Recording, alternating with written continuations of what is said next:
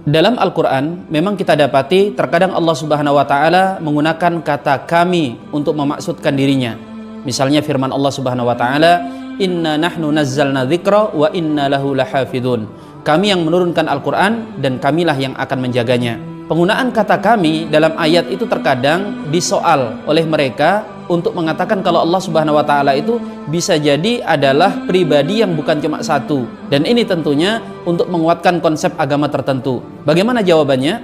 Yang pertama, setiap bahasa itu memiliki kaidah masing-masing. Dalam bahasa Inggris misalnya, kita tidak mengenal bentuk plural dari kata kamu, adanya semuanya you.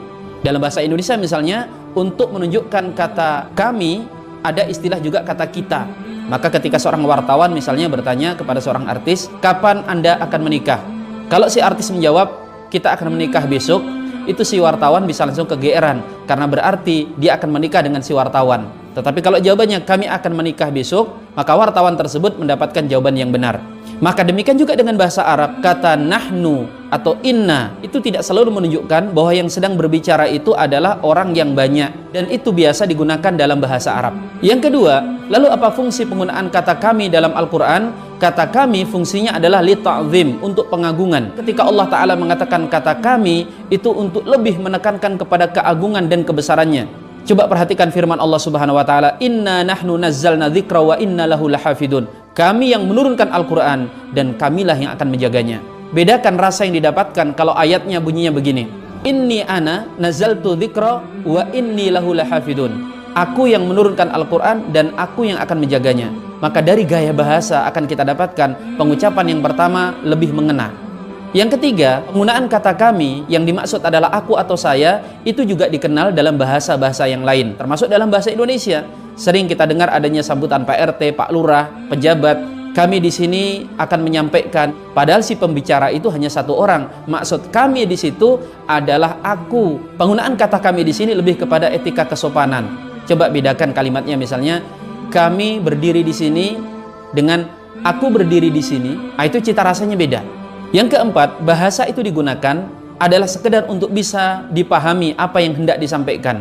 Kalau bahasa dipahami secara tekstual atau hanya dengan satu makna, akan banyak sekali kata yang akan terdengar absurd. Contoh bahasa kita saja, misalnya ada kata polisi tidur. Nah itu polisi tidur itu tidak bisa dipahami ada polisi tidur di jalan. Orang selain orang Indonesia akan heran loh dengan istilah polisi tidur.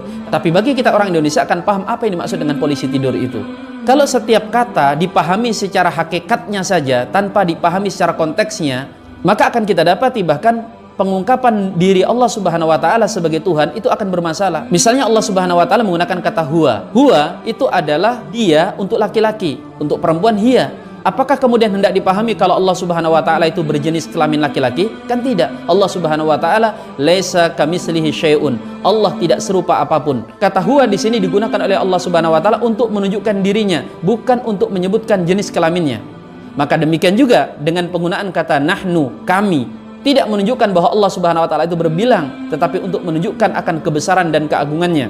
Dan dugaan bahwa Allah Subhanahu wa Ta'ala itu berbilang hanya karena menggunakan kata nahnu tentu saja terbantahkan dan terpatahkan dengan ribuan dalil yang bertebaran dalam Al-Quran dan juga hadis-hadis yang menunjukkan kalau Allah itu satu. Wa ilahukum ilahu wahid.